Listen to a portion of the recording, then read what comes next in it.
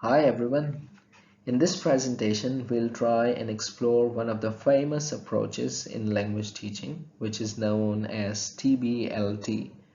As the name suggests, it involves the use of real-world tasks to help learners be able to use the language for real communication.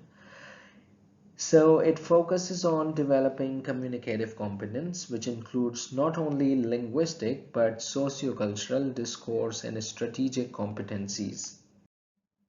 It is basically an evolution from CLT because they both follow the same line of thought. However, the only difference is that CLT uses functions as its starting point, whereas TBLT builds the teaching and learning process around real-life tasks. For example, responding to an email or discussing a book that you have read.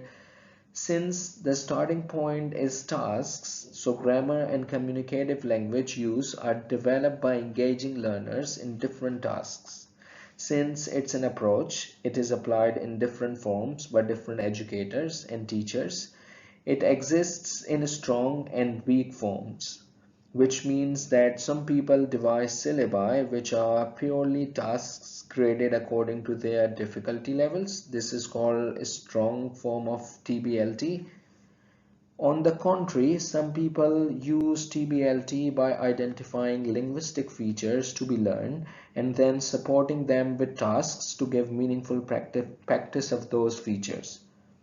This is weak form of TBLT, but in both the cases, the language develops as an outcome of task performance.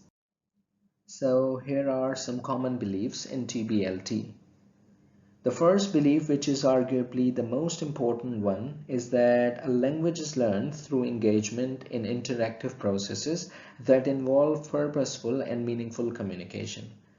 So tasks are a vehicle that leads to that meaningful communication in the classroom. Tasks can be of two types. Either they are directly taken from the real world as it is, like a role play between a librarian and a student, or tasks could be pedagogical in nature, which are specifically designed to ensue discussion and communication. For example, spotting differences in pairs between two similar pictures without looking at each other's picture. Tasks can simply be sequenced according to their difficulty and in terms of their language demands. Since communicative competence is the focus and tasks are a vehicle to reach there, a conventional grammar syllabus is not needed, and grammar can be addressed as and when required before or after a task. Now, let's move on to discuss what are tasks.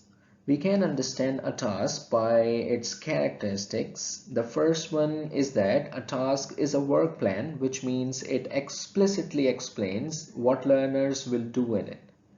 The second characteristic is that the primary focus of a task is on meaning, not on any linguistic form, because language evolves by being engaged in meaningful communication.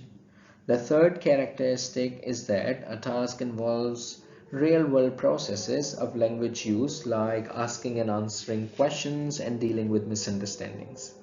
A task can involve any of the four skills that are listening, speaking, reading, and writing, or it could include a combination of two or more.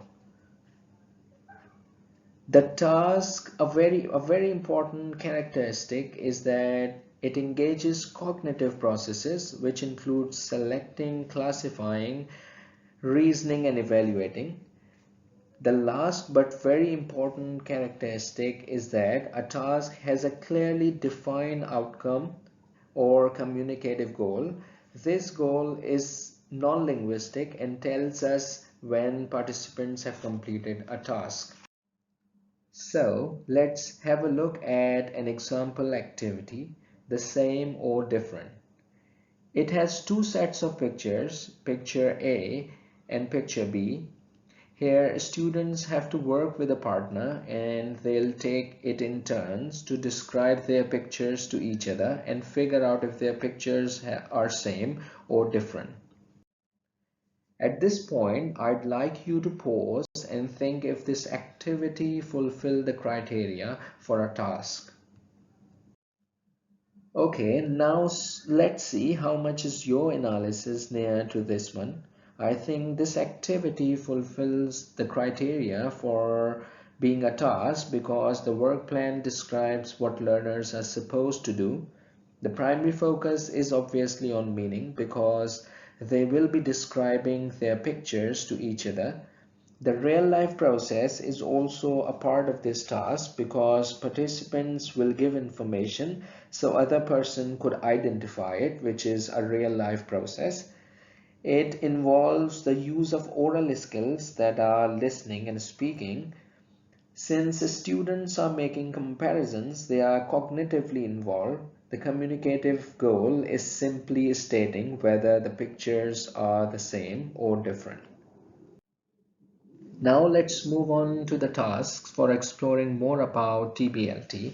In task 1, you have to watch a video lesson demonstrating TBLT in practice and complete the TBLT task sheet. In task 2, you need to analyze the activities by commenting on whether they fulfill the criteria for being a task. See you in the next video with a popular approach called TPR.